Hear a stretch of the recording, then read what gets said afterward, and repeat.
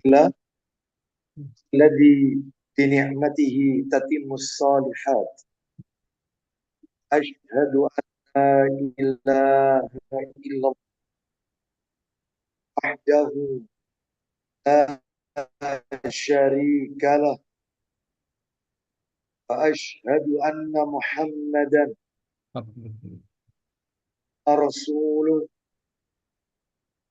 Ya ayyuhalladzina amanu taqullaha fala tamutunna illa wa antum muslimun. Ba'du fa inna asdaqal hadits kitabullah hadi Muhammadin alaihi wasallam syarral muhdatsatu wa kullu muhdatsatin bid'ah wa kullu bid'atin dhalalah wa kullu dhalalatin finnar. Wa akhwati fillah, ibu kaum muslimin dan muslimah, jamaah majelis taklim keluarga besar ada 9 yang semoga dimuliakan oleh Allah Subhanahu wa ta'ala. Tidak ada kata yang patut kita ucapkan pada malam hari ini melainkan rasa syukur kita kepada Allah Subhanahu wa ta'ala atas segala karunia nikmat yang telah Allah berikan kepada kita. Tidak ada kata di antara sekian banyak kenikmatan tersebut yang kita rasakan pada malam hari ini adalah Allah Subhanahu wa ta'ala kembali mempertemukan kita dalam rangka talabul ilmu keluarga besar Semada 79. Maka niat kita untuk menuntut ilmu pada malam hari ini semuanya tercatat timbangan amal kebajikan kita di yaumil qiyamah. Dan tentunya kita berdoa kepada Allah Subhanahu wa ta'ala semoga Allah Subhanahu wa ta'ala menyediakan kepada kita ilmu yang manfaat, ilmu yang barakah, ilmu yang kita amalkan dalam kehidupan kita sehari-hari, ilmu yang bisa mengantarkan kita di yaumil akhir di surga Allah Azza wa Jalla. Sebagaimana Nabi Sallallahu Alaihi Wasallam beliau pernah bersabda, "Alaka tariqan yaltamis fihi ilman, sahalallahu lahu bihi tariqan ila jannah." Siapa jalan untuk cari ilmu seperti yang Bapak Ibu lakukan pada malam hari ini, Allah baginya jalan menuju surga. Semoga kita semua termasuk di dalamnya. Keluarga besar pada 79 rahimakumullah, malam hari ini saya minta untuk menyampaikan secara online angkat tema jaga warisan Nabi Sallallahu Alaihi Wasallam. Sebelum materi ini berjalan lebih jauh, sebagai kata pengantar atau mukaddimah, saya ingin membacakan sebuah riwayat yang disebutkan di dalam kitab Sahih Targhib wa Tarhib 83 ayat Tabrani Saya akan tampilkan riwayatnya dalam kitab Sahih Targhib wa Tarhib yang 3. Ya, kita bisa lihat di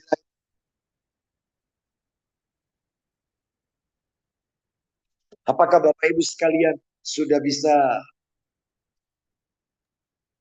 tulisan saya bisa terbaca? Kelihatan Ustaz, Alhamdulillah. Terbaca Ustaz. Alhamdulillah ya.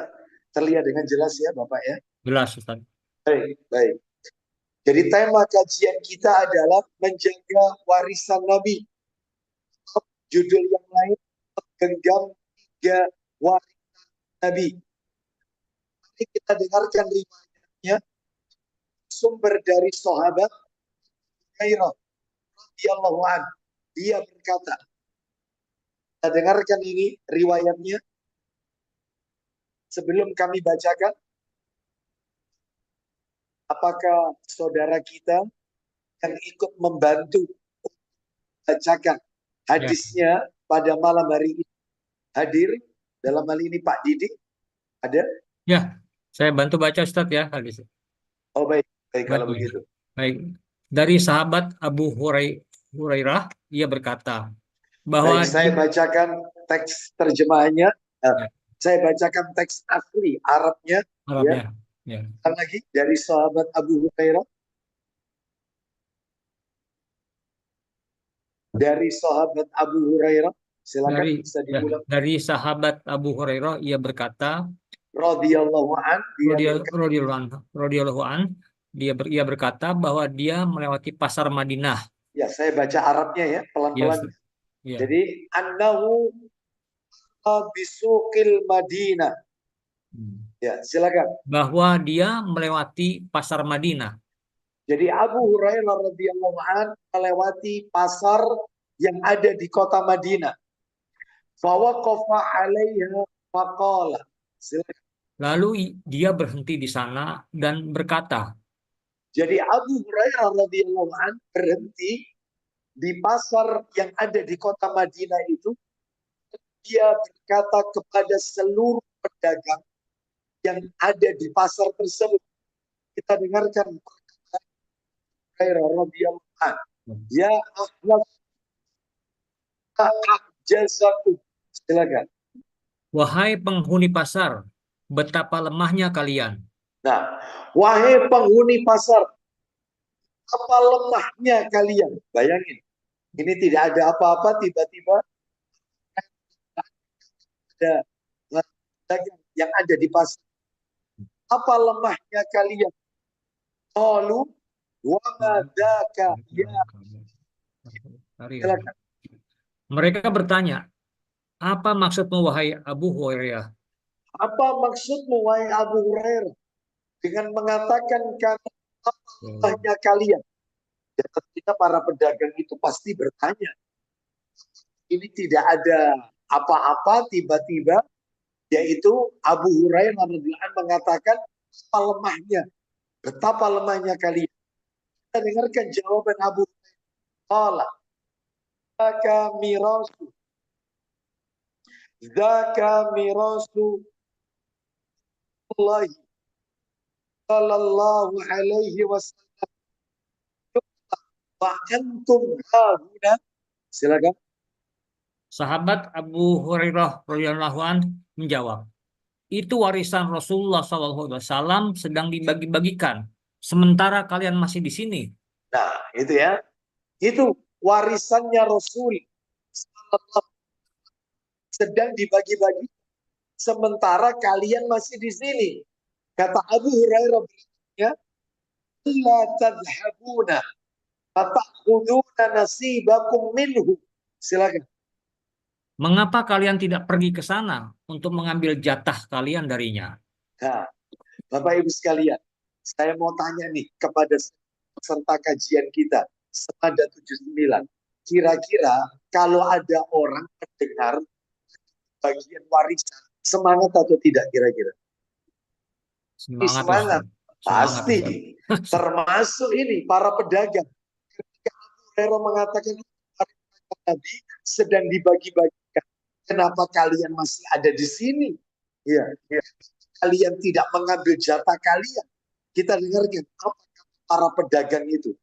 Qalu wa aina huwa. Mereka bertanya, di mana? Nah, di mana itu? Berarti sudah mulai tertarik kan? Ada pembagian warisan, ya, pembagian sembako gratis saja, rebutan apa ini, apalagi ini pembagian Nabi lagi. Oh, Maka mereka mulai tertarik. Di mana itu bagi-bagi warisannya? Kita dengarkan jawabannya Abu Hurairah. Qala fil masjid. Silakan. Sahabat Abu Hurairah radhiyallahu anhu menjawab, di masjid. Ada di masjid bagi-bagi warisannya. Apa yang terjadi? Betul. Tarik. Apa yang terjadi? Ju siraan. Silakan. Maka mereka keluar dengan cepat. Jadi mereka keluar meninggalkan barang dagangannya dengan cepat. Bahwa kofa Abu Hurairah. Ya. Bahwa kofa Abu Hurairah lahum hatta raja'u. Sahabat Abu Hurairah radhiyallahu anhu berdiri menjaga barang mereka sampai mereka kembali. Jadi yang ada di pasar itu tinggal Abu Hurairah.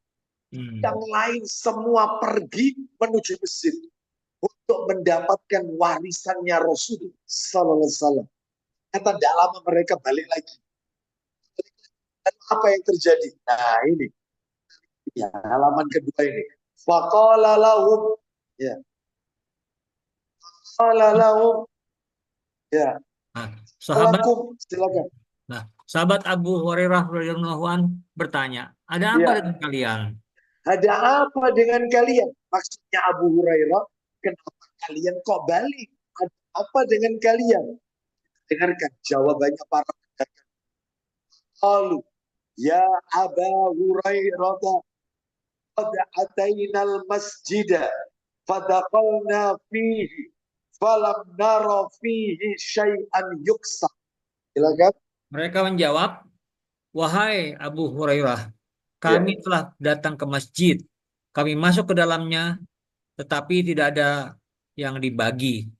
Kami sudah masuk ke dalam masjid. Ternyata tidak ada itu. Kami tidak melihat ada bagian warisan. Nah, kita dengarkan. Faqala lahum Abu Hurairah ra'aitum fil masjid ahadun Nah, silakan. Silakan. sahabat Abu Hurairah berkata, Ya. apakah kalian tidak melihat seseorang di masjid? Apakah kalian tadi ketika masuk di masjid kalian tidak melihat satu orang? Masa di masjid gak ada orang? Jawaban mereka. Nah, ini baru poinnya ada di sini. Poin. Lalu, ya, ini jawabannya para pedagang ini. Qala aina qauman yusallu wa qauman yaqra'unal Qur'an wa qauman yatadzakkarunal halal harama. Mereka menjawab, Ya. ya, kami melihat orang-orang yang sholat, Satu, orang-orang yang membaca Al-Quran, dua. dan orang-orang yang mempelajari halal dan haram. Nah, sudah. Terakhir kita dengarkan jawabannya Abu Hurairah. Skakmatnya di sini, ya. Qala lahum Abu Hurairah fayahkum kami Rasul Muhammad sallallahu alaihi wasallam. Silakan. Sahabat Abu Hurairah berkata, celaka kalian, itulah warisan Muhammad sallallahu alaihi wasallam.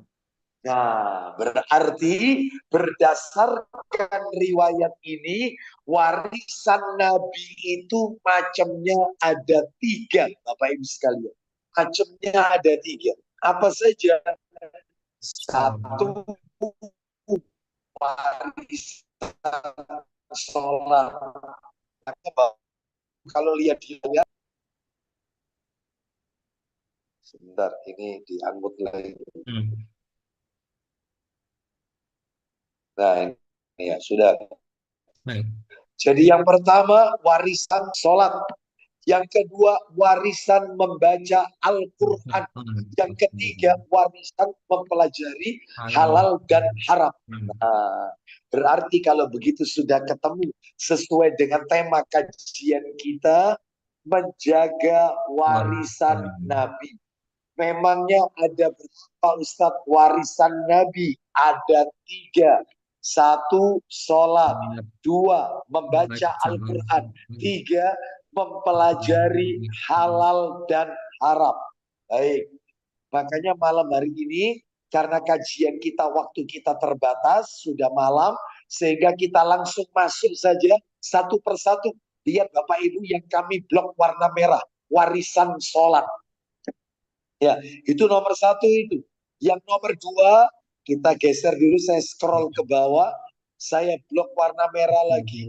Warisan membaca Al-Quran. Nah, setelah itu kita lihat yang terakhir, saya blok warna merah juga, warisan halal dan haram. Nah, ya, sekarang kita akan masuk yang pertama. Satu persatu ya. Mudah-mudahan waktunya cukup ini, karena panjang. Jika nanti nggak cukup materinya, maka nanti materi ini saya, maaf ini dianggap lagi, nanti materi ini akan kami bagikan dalam bentuk file PDF, yaitu ke Ibu Ana, ya, bisa di-share ke teman-teman Majelis Taklim Semada 79. Baik, sekarang kita bahas dulu, yaitu warisan sholat. Yang kita bahas tentang warisan sholat ada 2, Bapak Ibu. Jadi kita bahas dulu yang pertama, warisan sholat. Itu ada 2. Lihat Bapak Ibu yang bercetak, saya blok warna kuning. Kedudukan sholat di dalam Islam, itu dulu kita bahas. Yang kedua, yang cetakan warna kuning, cara menjaga warisan sholat. Gimana caranya menjaga warisannya Nabi yang namanya sholat itu. Nah, itu ya. Sekarang kita bahas dulu yang pertama, yaitu kedudukan sholat di dalam Islam. Nah, ini kita lihat. 1, yang pertama ini. Jadi urgensi vital sholat di dalam Islam. Apa sih perlunya kita ini sholat? Pentingnya kita sholat ini apa? Ya, ini yang masuk materi kedudukan sholat di dalam Islam. Yang pertama, Allah Subhanahu wa Ta'ala memuji orang-orang yang mengerjakan sholat dan mereka yang menyuruh keluarganya untuk mengerjakan sholat. Jadi Bapak Ibu harus tahu, orang itu kalau mengerjakan sholat dipuji oleh Allah. Bahkan mereka yang menyuruh keluarganya, istrinya, menyuruh suaminya, menyuruh anak-anaknya untuk sholat, itu dipuji oleh Allah dalam Al-Quran. Loh, itu di mana Ustadz dalilnya? Kita lihat catatan kaki nomor 2 Bapak Ibu. Lah, itu dalilnya. Surat Maryam ayatnya 54 dan 55. Surat Maryam ayat 44 dan 55. Ya, kita dengarkan murotalnya ya. Mungkin bisa dibantu dibacakan terjemahannya. Surat Maryam, suratnya nomor 19 ya. Ayatnya 54 dan 55. 54 ya dan 55. Kita dengarkan. Allah Ta'ala berfirman,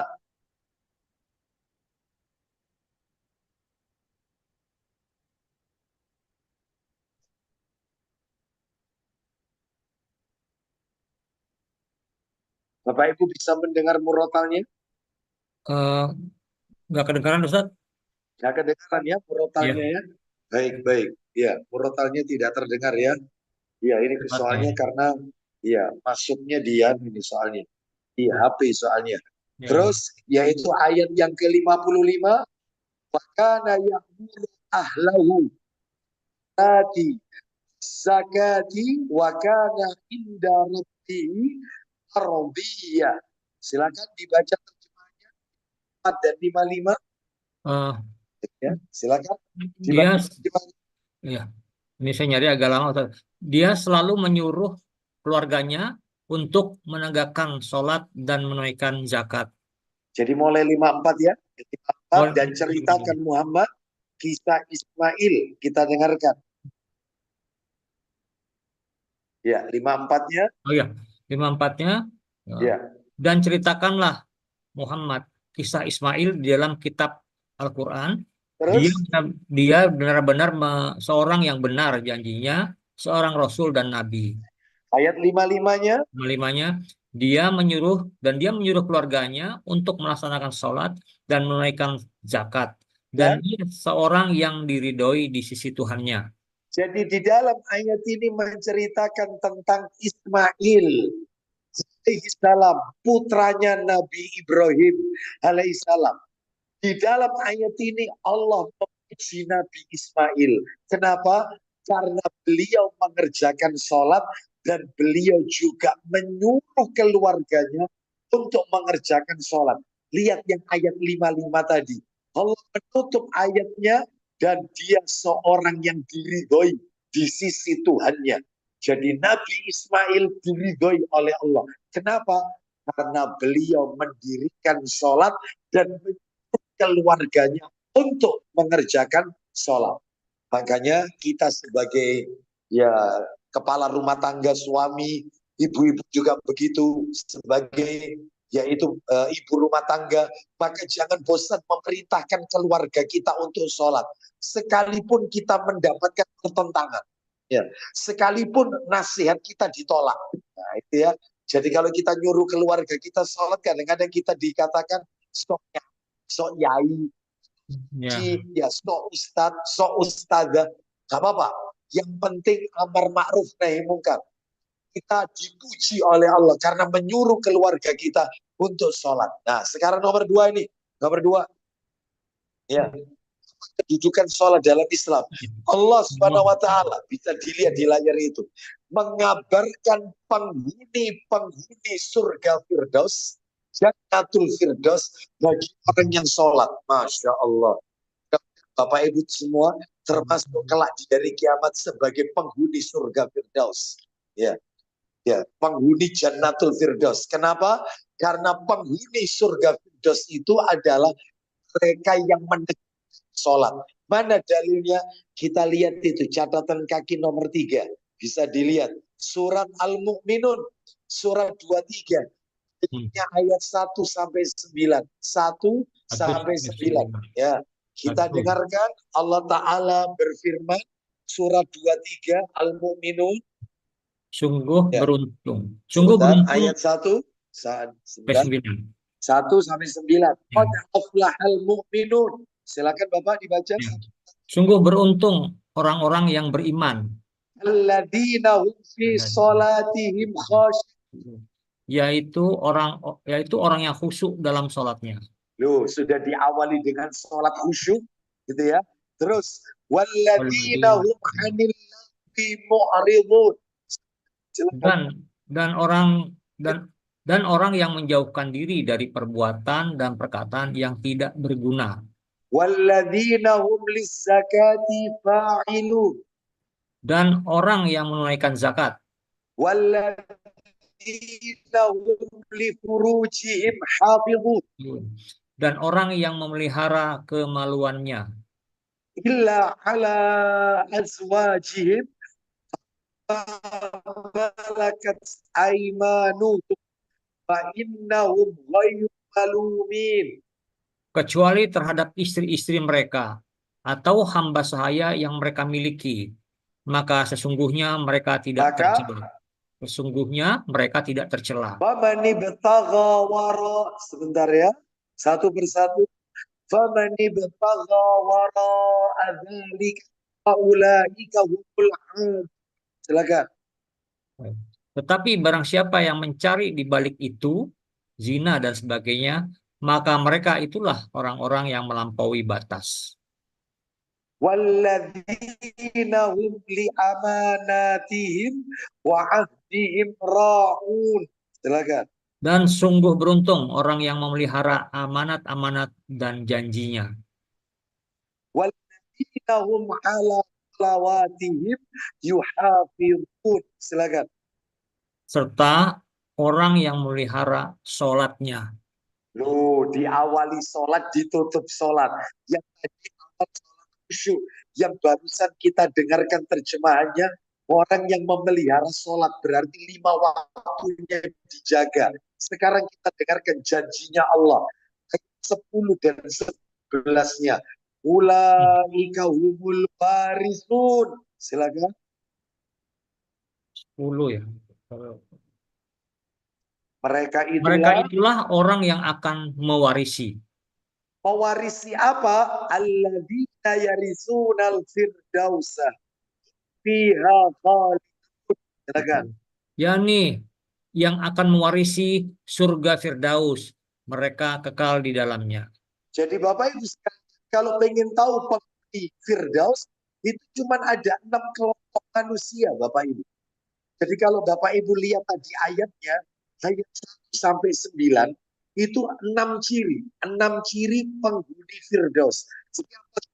Satu, orang yang sholatnya khusyuk. Itu. Yang kedua, orang yang menjaga lisan, yang menjaga perkataan dan perbuatan yang sia-sia. Ya, menjauhkan diri dari perkataan dan perbuatan yang tidak berguna. Yang nomor 3, orang yang menunaikan zakat. Yang nomor 4, orang yang memelihara kemaluannya dari perbuatan zina. Yang nomor 5, orang yang menjaga amanah serta janji-janjinya. Yang terakhir, penghuni Firdaus yang ke-6, orang yang memelihara sholatnya. Jadi itu intinya. Ya. Jadi kalau begitu kembali ke materi kita, orang yang menjaga sholatnya, orang yang sholatnya khusyuk, maka dia termasuk penghuni Firdaus. Mudah-mudahan kita semua termasuk di dalamnya. Oh, itu ya. Amin. Sekarang kita lanjutkan yang nomor 3, sholat di dalam Islam. Sholat itu dapat mencegah perbuatan keji dan mungkar. Jadi sholat itu bisa mencegah perbuatan keji dan mungkar. Surat apa? Lihat itu di catatan kaki nomor 4. Surat Al-Ankabut ayat 45. Kita dengarkan surat 29. Ayatnya ayat 45. Allah Ta'ala berfirman. Saya bacakan bagian tengahnya. Bagian tengah. Inna sholata tanha il fahsya'i wal munkar. Silakan. Sesungguhnya sholat itu Sesungguhnya sholat itu mencegah dari perbuatan keji dan mungkar. sampai di situ. Sholat itu dapat mencegah perbuatan keji dan mungkar. Jadi Bapak Ibu sekalian, maaf ya, harus saya sampaikan. Kalau ada orang setelah sholat, ternyata dia masih melakukan maksiat, setelah sholat masih mencuri sandalnya orang, setelah sholat masih menggunjing, setelah sholat masih riba, sumpah palsu, tuduhan dusta, setelah sholat ternyata dia melakukan perbuatan maksiat, itu berarti sholatnya belum mencegah dari perbuatan keji dan mungkar. Dia baru mengerjakan sholat, tetapi dia belum betul-betul memahami makna sholat itu sendiri. Nah, ya, maka orang itu kalau tahu hakikatnya sholat, maka setelah sholat, maka dia nggak mungkin melakukan perbuatan keji dan mungkar. Nggak mungkin. Jadi kalau ada seseorang katanya mengaku Islam, ya sholat, tapi kok korupsi, arti sholatnya belum mencegah perbuatan keji dan mungkar. Sholat kok menipu, nah itu ya. Sholat kok begal, sholat kok malah mengambil uangnya rakyat, korupsi. Katanya pergi umroh, tawaf, sholat di depan Ka'bah.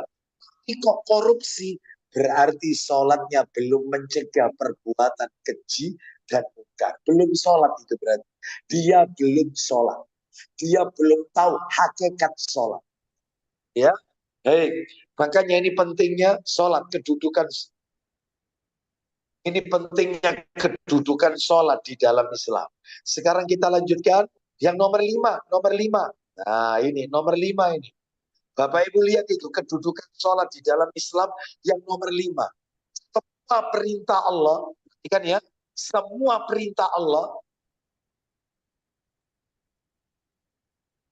sedang langsung ini Iya. ya.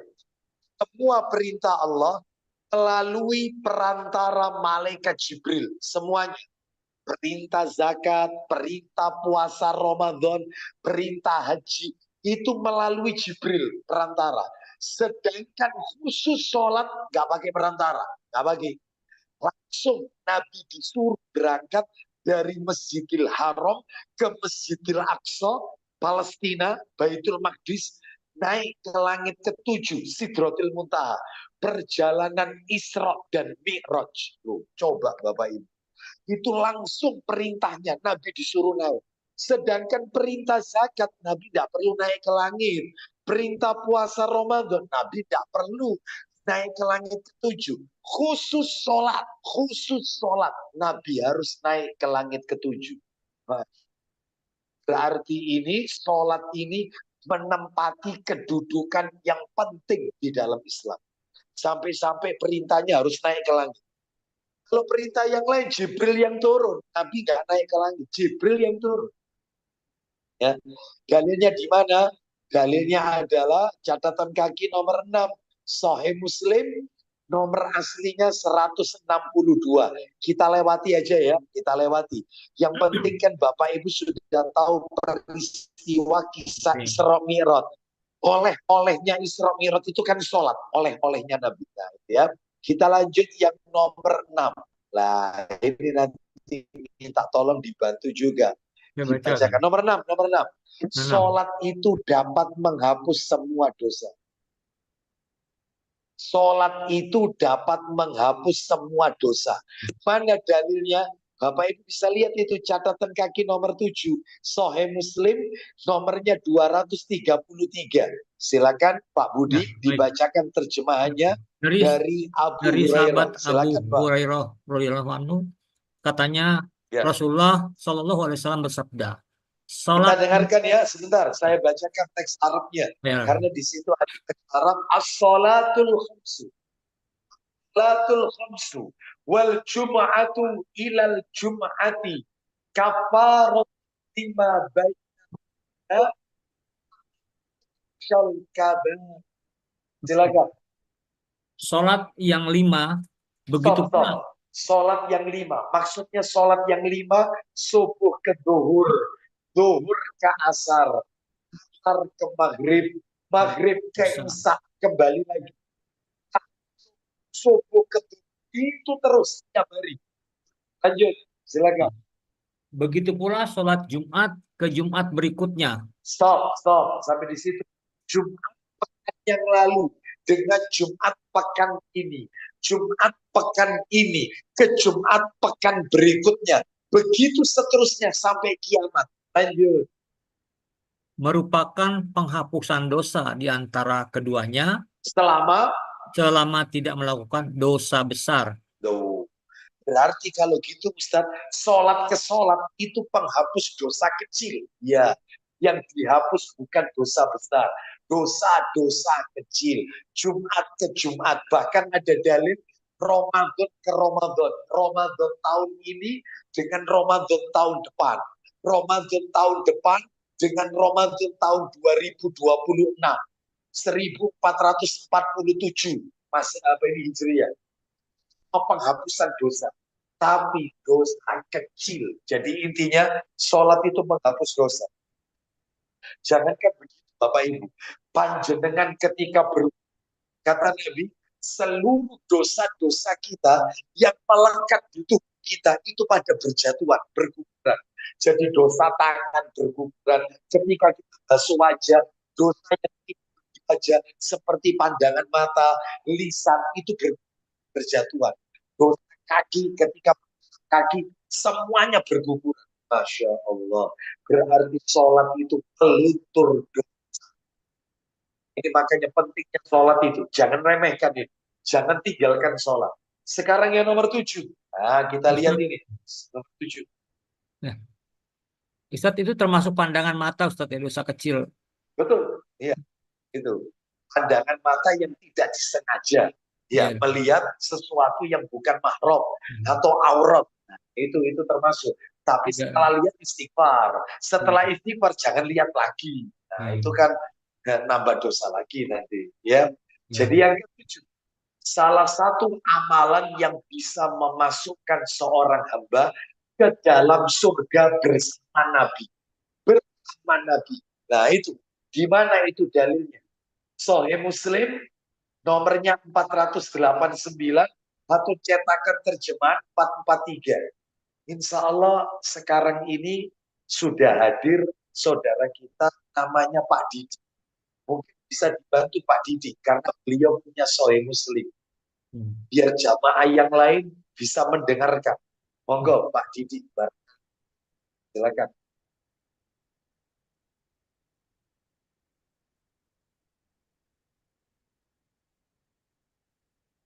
Ya.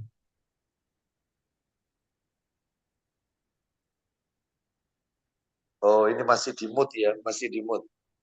Nama lengkapnya apa, Ustaz? Siapa Ustaz? Pak Didi? Nama lengkapnya siapa ini? Pakai siapa ini, Pak? Kalau enggak, raise hand dulu biar nanti saya bisa buka. Oh iya, mungkin bisa raise hand. Pak Didi, ya. Nanti bisa dibuka biar jamaah jelas kalau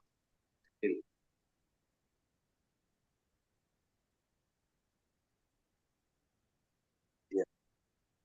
Ada. Baik, nggak apa-apa kalau begitu. Sepertinya belum ada, Ustaz. Belum ada ya, belum ada yang raise hand ya. Baik, kalau begitu kita lewati ya. Salah satu amalan yang bisa memasukkan seseorang ke dalam surga. Bagaimana ceritanya? Saya bacakan Bapak Ibu sekalian. Yaitu di dalam riwayat Muslim. Nomornya 489. Muslim 489. Kita dengarkan ini. Bahwasanya pentingnya kita mengerjakan sholat. Itu di surga bersama Nabi Sallallahu Alaihi Wasallam. Nah ini, saya bacakan. Dari Rabi'ah bin Ka'ab al-Aslami radhiyallahu anhu. Dia berkata, kita dengarkan dalilnya. Pernah bermalam bersama Rasulullah SAW. Lalu kubawakan air wudhu beliau. Jadi Rabi'ah ini memberikan air wudhu kepada Nabi. Keperluan lainnya. Maka beliau berkata kepadaku.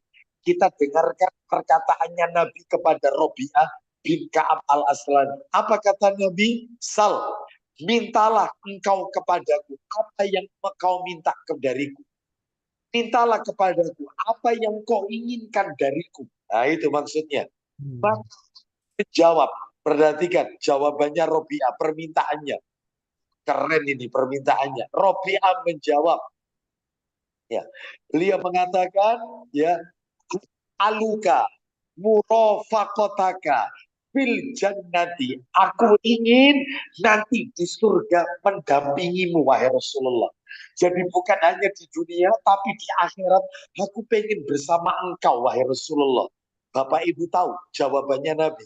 Kalau kau pengen bersamaku nanti di surga, ya, maka kata Nabi, ya, fa'inni ala nafsika bikasrotis sujud. Maka tolonglah diriku atas dirimu dengan memperbanyak sujud. Jadi intinya kata Nabi, kau pengen bersama aku nanti di surga, banyaklah sujud kepada Allah. Loh sebentar Ustaz, yang dimaksud memperbanyak sujud ini apakah sujud sahwi, sujud tilawah, sujud apa ini, syukur, apa itu yang dimaksud? Bukan. Yang dimaksud memperbanyak sujud ini adalah memperbanyak sholat sunnah, Bapak Ibu. Ya sholat qobliyah ba'diyah, sholat sunnah duha, sholat sunnah isyraq, sholat sunnah tahajud, sholat sunnah witir, sholat sunnah gerhana matahari, sholat sunnah gerhana bulan, sholat sunnah istikharah, sholat sunnah taubat. Banyak. Kalau nggak salah macamnya ada 21 sholat sunnah itu. Ada 21, banyak macamnya. Sholat sunnah 2 rakaat di belakang makom Ibrahim setelah tawaf itu kan. Sholat sunnah setelah mimpi buruk. Itu ada sholatnya itu. Setelah mimpi buruk. Jadi itu yang dimaksud memperbanyak, yaitu memperbanyak sujud. gitu ya. Sekarang kita lanjutkan yang nomor 8. Nomor 8. Jadi kedudukan sholat dalam Islam. Ini masih warisan sholat loh Bapak Ibu. Ini kita masih berbicara kedudukan. Nggak Jadi sampai. sampai jam berapa ini kira-kira? Kayak 2 kali, Sedangkan Ustaz. kenapa? Harus Kenapa 2 Bapak? kali kayak ini, Ustaz. Harus. Jadi kita lanjutkan. Nomor 8. Nomor 8. Nanti Pak Budi bantu lagi di Ya, situ soalnya iya, ada iya, hadisnya nomor 8. iya, Yang Ustaz. nomor 8, Rasulullah SAW memerintahkan kepada para orang tua untuk mendidik anak-anaknya dengan sholat dan memukul anaknya jika usia 10 tahun. Jadi diajarkan itu ketika umur 7 tahun. Umur 10 tahun ketika dia tidak sholat. Mana dalilnya? Ayo lanjut aja, silakan. Baik. Dari Sabroh. Dari sahabat Sabroh bin Ma'bad al-Juhani radhiyallahu an, Rasulullah SAW bersabda, Urus sabiyya bis sholat idza balagha sab'a sinin wa idza balagha 10 sinin fadribu 'alaiha. Silakan. Ayo. perintahkanlah kepada anak-anak untuk mengerjakan sholat apabila telah berumur 7 tahun dan apabila telah berumur 10 tahun, maka pukullah dia karena meninggalkannya. Bapak Ibu mohon maaf ya, saya minta maaf ini. Usia SMP sudah balik, kurang lebih usia 15 tahun, SMP kelas 3, berarti sudah balik. Ternyata dia tidak puasa Ramadan. Itu tidak ada. Itu harus dibuka. Tidak ada. Orang yang kaya raya, hartanya banyak, ternyata dia tidak mengeluarkan zakat. Dia pun juga tidak menunaikan haji, padahal dia mampu. Tidak ada di dalam, harus dipukul. Tetapi anak umur tidak sholat, pukul. Itu cuma sholat Bapak Ibu. Ibadah yang lain tidak ada. Perintah untuk memukul itu tidak ada, kecuali cuma sholat, gitu ya. Dan pemukulan di sini ada syaratnya, tidak boleh menimbulkan bekas dan tidak boleh menimbulkan rasa sakit. Dan mukul anak itu tempatnya 3, pinggul ke bawah, 3 tempat. 1, maaf, pantatnya, atau 2, betisnya, atau telapak kakinya. Jadi nggak boleh mukul anak itu bagian atas. Apa ini wajahnya, ya dadanya, tangannya nggak boleh itu ya. Ini dilarang itu. Baik, kita lanjutkan. Sekarang yang nomor 9. Nah, dibantu lagi dibacakan. Nomor 9. Sholat adalah amalan yang pertama kali diaudit pada hari kiamat. Jadi semua amalan yang pertama kali diperiksa itu sholat. Baik. Sholat itu pertama kali diperiksa oleh Allah pada hari kiamat. Silakan dibaca.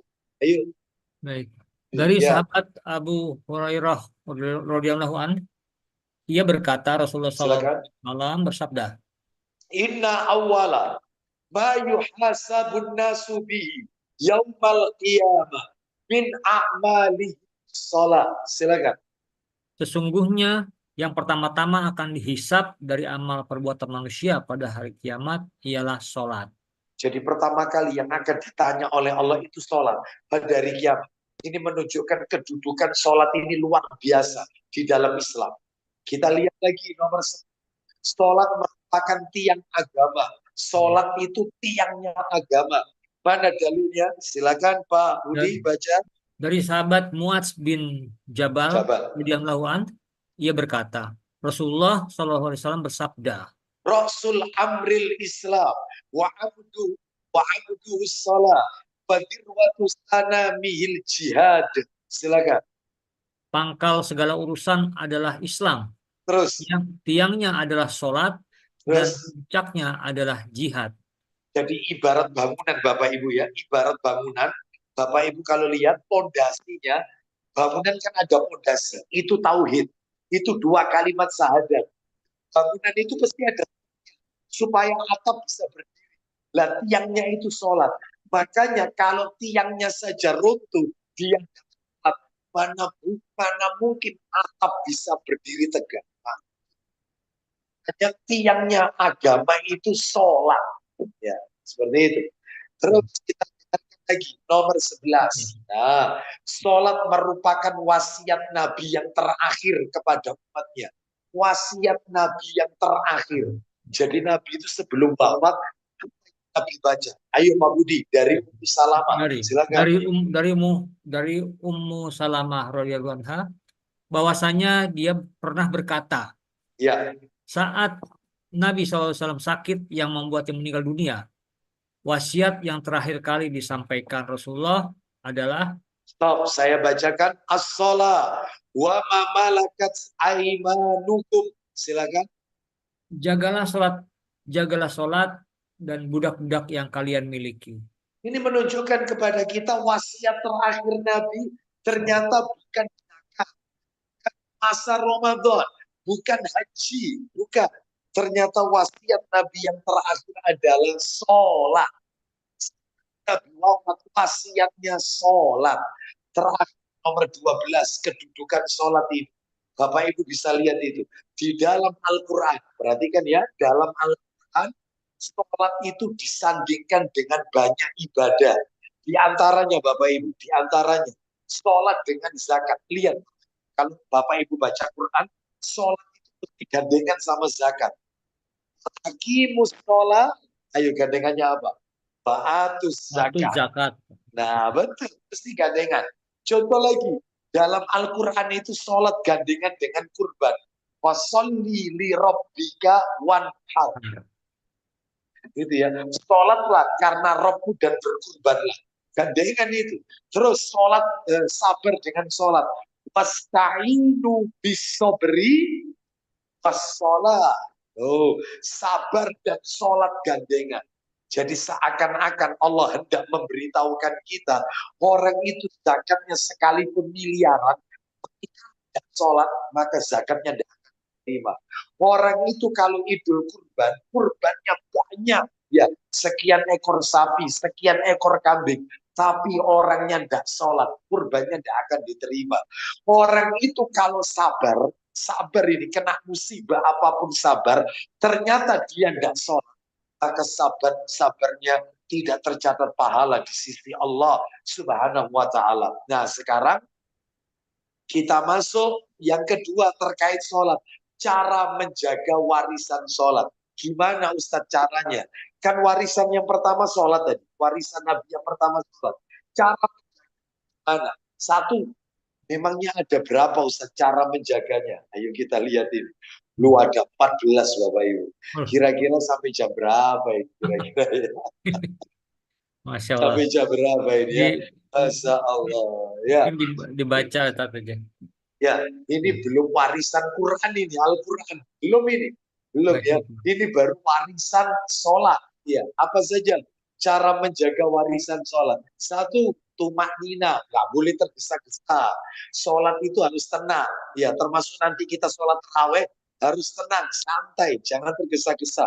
Karena ada di masyarakat kita, kalau tidak salah waktu itu sempat viral, sholat tarawih 21 rakaat 7 menit. Coba, itu kan nggak boleh. Ya, sholat itu tumak nina, tenang. Ayo Pak Budi dibaca itu dalilnya. Oh, ini horor ini dalilnya ini. Dari sahabat Abu Hurairah radhiyallahu anhu, ia berkata Rasulullah bersabda. Kita dengarkannya, innar rajula la yusalli sittina sanatan wa ma tuqbalu lahu salatun. Silakan.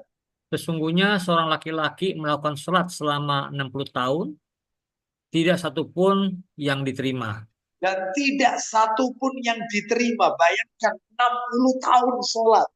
Tidak diterima satu aja oleh Allah. Bapak Ibu tahu apa sebabnya? Kita dengarkan ini alasannya. La'allahu yutimmur ruku' wa la yutimmus sujud. Wa yutimmus sujud wa la yutimmur ruku'. Silakan. Bisa jadi karena dia menyempurnakan ruku tapi tidak menyempurnakan sujud, atau dia menyempurnakan sujud tapi tidak menyempurnakan ruku. Gara-gara ruku dan sujud tidak sempurna, 60 tahun sholat nggak diterima. Makanya jangan tergesa-gesa. Sholat itu butuh tangan, tumak nina. Yang kedua, lanjut aja. Mengingat mati di saat sholat. Jadi Bapak Ibu sebelum takbiratul ihram ini, sebelum takbiratul, tolong tanamkan dalam hati, ya Allah ini adalah sholatku yang terakhir. Supaya apa? Supaya muncul khusyuk. Muncul khusyuk. Jadi jadikan sholat yang kita lakukan itu sholat yang terakhir kalinya. Jadi supaya kita takut, supaya kita khusyuk. Itu kiatnya. Kiat tips sholat khusyuk itu. Mana dalilnya? Kita dengarkan itu Ya, yang baik. ada di layar ini. Silakan. Dari Ya. sahabat Abu Ayyub Al-Ansari radhiyallahu anhu, Nabi SAW bersabda. Ya. Kita dengarkan Rasulullah SAW bersabda, "Idza kunta," ya di situ disebutkan, "Idza kunta fi shol, idza kunta fi sholatika fasalli sholatun muwaddi'." Silakan. Jika kamu melaksanakan sholat, maka sholatlah seperti sholat perpisahan. Terakhir. Seperti itu kan, sholat yang terakhir kali, ya, sholat perpisahan itu. Sekarang kita lanjutkan nomor 3, meresapi, menghayati makna setiap ayat yang dibaca dan menangis. Jelas, kalau tahu artinya pasti bisa nangis. Kenapa Ustadz ya? Saya itu kalau sholat kok susah untuk nangis Ustadz ya. Karena dia baru membaca, yaitu Quran. Belum yaitu sapi isinya. Dia nggak tahu artinya. Dia baca Fatihah, sekedar lewat aja. Padahal itu kalau tahu artinya, ya segala puji bagi Allah semesta alam. Tapi tetap cuma satu bahasa saja, bahasa Arab. Kan nggak boleh sholat 2 bahasa, bahasa Arab dan bahasa Indonesia. Nggak boleh itu. Ya, jadi tetap artinya dia menghayati betul, yaitu ayat baca. Gitu ya. Mana dalilnya? Dalilnya bisa kita lihat itu yang ada di layar. Silakan. Dari sahabat Ibnu Abbas radhiyallahu an, ia berkata Rasulullah SAW bersabda. Nah, Rasulullah Sallallahu Alaihi Wasallam beliau bersabda, "Sanan nas, ya, qira'atal ladzi idza qara'a ra'aita annahu yakhshallah." Silakan. Orang yang paling baik bacaan Al-Qur'annya adalah orang yang apabila sedang membaca Al-Quran, engkau melihatnya takut pada Allah. Nah, orang yang paling baik bacaan Qur'annya adalah orang yang apabila sedang baca Al-Quran, engkau melihatnya takut kepada Allah. Makanya Bapak Ibu, kalau kita lihat imam-imam di Masjidil Haram, imam-imam di Masjid Nabawi, itu beliau, Masya Allah. Jadi kalau ayatnya ayat neraka, itu bawa nangis terkadang. Kalau ayatnya itu tentang surga, mereka pun juga menangis karena tahu yang dibaca. Dan kadang-kadang kita ini tidak paham, ini ayat surga, ayat neraka, ini ada ayat ancaman. Nah, itu jadi kurang meresap. Ya. Baik, nomor 3, nomor 4. Ya, cara menjaga warisan sholat. Meletakkan sutro, tabir pembatas, serta mendekatkan diri dengannya. Jadi Bapak Ibu kalau sholat, tolong dekat dengan batas. Pembatas itu bisa berupa tembok, bisa. Pembatas itu bisa berupa pilar masjid, ya pagar, apa ini pilar ya, tiang-tiang masjid. Pembatas itu bisa yaitu kursi atau meja, ya meja lipat, meja ngaji itu kita letakkan. Atau mungkin kalau ibu-ibu sholat, tasnya bisa ditaruh di depannya, bisa dijadikan sutra. Bahkan orang yang lagi duduk pun di depan kita bisa kita sutra, kita sholat di belakangnya, bisa Bapak Ibu sekalian. Jadi kalau sholat tanpa sutra, maka dikhawatirkan sholat kita akan terputus, dilewati orang. Itu ya. Makanya meletakkan sutra. Berapa sih tingginya sutra itu? Tingginya sutra itu 1 hasta. Tiap tangan saya satu sutra, 1 hasta itu oleh ujung jari tengah sampai ke siku. Ujung jari tengah sampai ke siku. Itu 1 sutra, 1 hasta itu. Jadi kurang lebih ya 50 cm lah, kurang lebih. Nah itu tingginya itu. Sedangkan ukurannya berapa Ustaz? Sutro dengan kita kan sholat, di depan kita kan sutro. Itu ukurannya berapa? Itu dalam hadis Bukhari dikatakan 3 hasta. Berarti 3 kali begini. 3 kali begini. Jadi ya kurang lebih 150 cm, ya 1,5 meter lah. Atau panjangnya saja. panjangnya sajadah. 120 biasanya sajadah itu. 150 atau 120. Ya, itu ya. Baik, nomor 5, rapatkan. Jangan renggang. Jangan renggang. Soft sholat itu harus rapat. Sebab kalau soft sholat itu renggang, tidak tidak rapat, maka ini yang akan menjadi celahnya syaitan, dan syaitan akan menggoda kita. Nah itu makanya Nabi SAW bersabda, man sopan wasolahullah, wa man qata'a sopan qata'ahullah. Siapa yang menyambung sop, artinya rapat sopnya, Allah akan sambung dengan rahmatnya. Siapa yang memutus sop, Allah akan putuskan, yaitu rahmatnya. Bayangkan. Jadi pentingnya sop itu rapat. Baik Bapak Ibu sekalian, ini nampaknya waktunya sudah larut malam ya.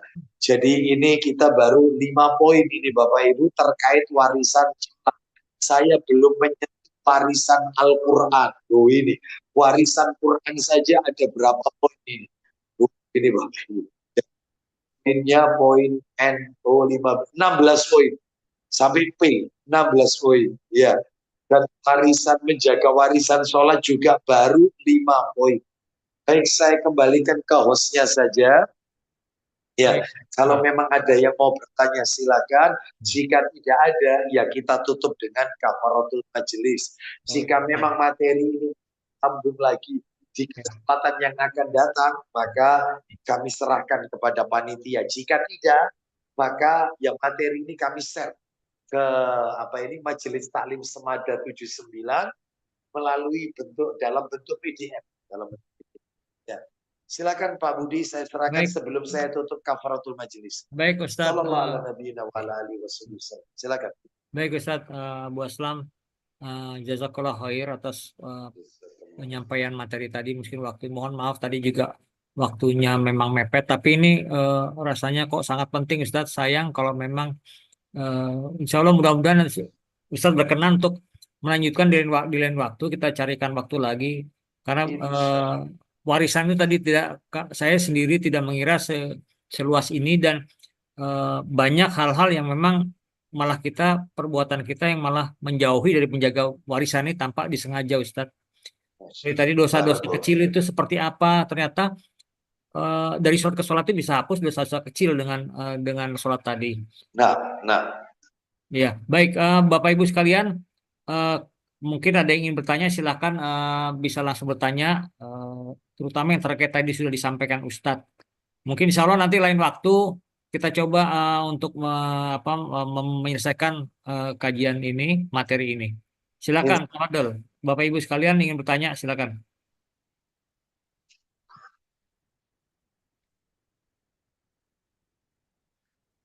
Nampaknya tidak. Mungkin saya mendahului aja Ustadz. Silakan. Yang ini saya tadi kaitannya yang sutroh, kemudian 60 tahun itu Ustaz. Sholat 60 tahun tidak diterima. Masalah tumaninah itu termasuk dalam bacaan Ustaz ya. Artinya termasuk juga baik gerakan maupun dalam bacaan Ustaz ya. Kadang-kadang baca kita kan ada yang baca misalnya sujud Ustaz ya, ada yang 3 kali, ada yang sekali. Kadang-kadang saking buru-burunya baca cepat 3 kali gitu, sehingga jadi kayak bacaan itu lebih baik kita ngikut yang lebih sedikit, kayak Robik Firli dalam dua sujud duduk itu untuk menjaga tumaninah. Boleh kita memilih, saya baca yang sedikit saja supaya lebih tumaninah daripada kita baca banyak tapi malah ngebut bacanya. Gimana Ustaz? Barakallahu fiik. Jadi yang pertama adalah selama bacaan yang kita baca tersebut bersumber dari hadis Nabi yang sahih, seperti yang tadi Pak Budi bacakan tadi, dua sujud, Robbi Firli, Robbana boleh, Allah maafirli, boleh ya? Ya, boleh. Diperbolehkan itu, sah-sah saja, boleh. Jadi tidak dilarang selama itu ada di hadis ya. Ada di hadis. Yang kedua, di dalam sholat itu supaya kita itu bisa tumaknina. Salah satu tipsnya di dalam sholat itu ada istilah sakta. Sakta itu ada jeda. Jadi Ah, ayat ke ayat perpindahan gerakan ada jeda. Contoh, saya berikan contoh sholat orang Cina. Begini, saya berikan contoh. Misal, Allahu Akbar. Kita membaca Al-Fatihah, kita lewati aja. Dia membaca surat, misalnya surat Al-Ikhlas. Ini contoh orang yang sholatnya tumaknina. Misalnya, dia baca Al-Ikhlas. Bismillahirrahmanirrahim. Ahad, Allahus Samad, lam yalid wa lam yulad wa lam yakul lahu kufuwan ahad. Allahu Akbar. Jadi sebelum rokok itu berhenti sebentar. Itu namanya jeda, sakta. Yang salah itu yang begini, yang sering kali terjadi. Yang salah. Misalnya dia baca Al-Ikhlas seperti tadi. Bismillahirrahmanirrahim. Allahu ahad, Allahu samad, lam yalid wa lam yulad wa lam yakul lahu kufuwan ahad. Allahu Akbar. Jadi tidak ada jeda. Ya, jadi tumaknina itu ada jeda. Jadi dari surat Al-Fatihah ke surat yang lain itu juga jeda. Ya, jadi dalam hal ini memang kita harus terus belajar tentang sholat. Sebab kalau tidak, sholat kita nggak diterima oleh Allah Azza wa Jalla. Salah satunya adalah yang sholat itu tumaknina. Sholat itu tumaknina, ketenangan. Seperti itu, Pak.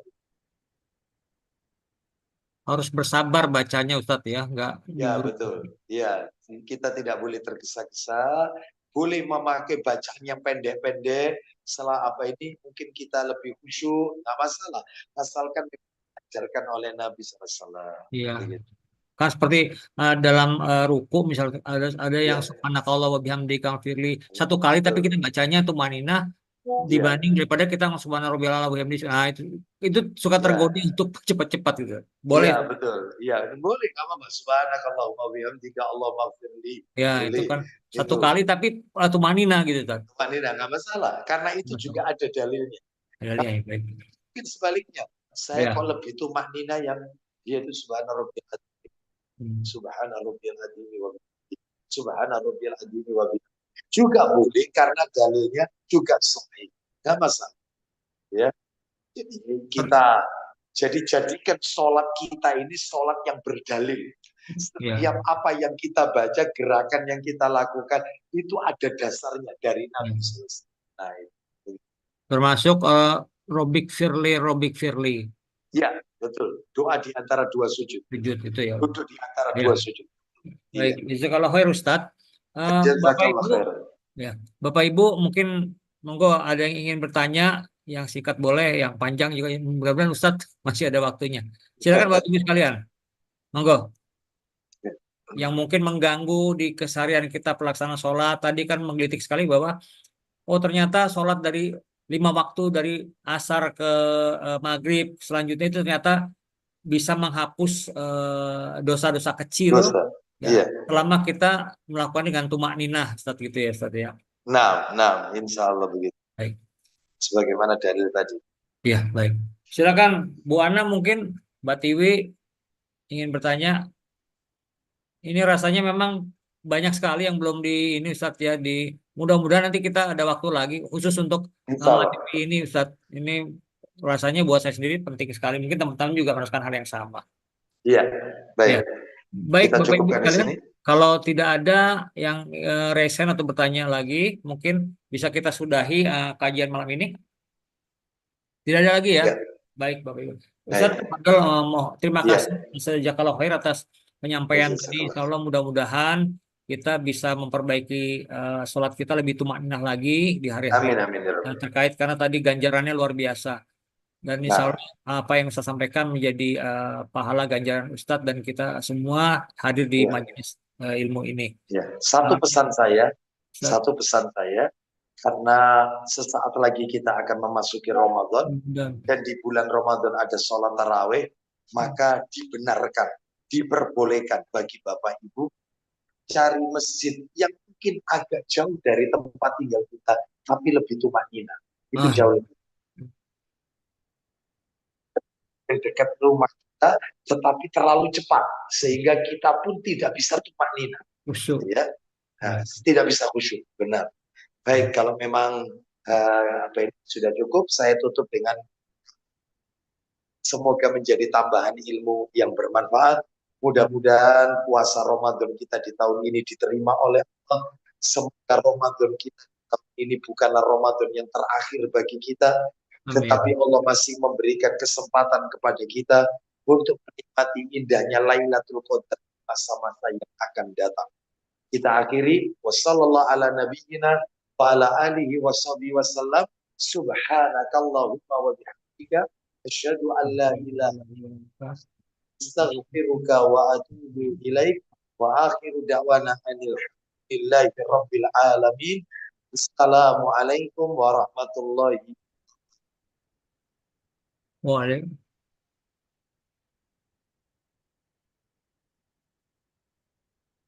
Waalaikumsalam warahmatullahi wabarakatuh. Jazakallah khair, Ustaz, sekali lagi insya Allah Jazakallah khairan. semoga puasa kita nanti di Ramadan ini diterima Allah Subhanahu wa taala, mendapatkan malam Lailatul Qadar Amin amin. untuk kita semua. Amin amin ya Rabbi. Jazakallah khair Ustaz, Ya. sekali lagi terima kasih. Mohon maaf pada teman-teman juga apabila Ya. ditanyakan tadi terdapat hal yang kurang berkenan. Semoga ke depan kita bisa bertemu lagi untuk kajian ini. Assalamualaikum warahmatullahi wabarakatuh. Syukran Ustaz. Waalaikumsalam. Afwan, mohon izin live. Silakan Ustaz.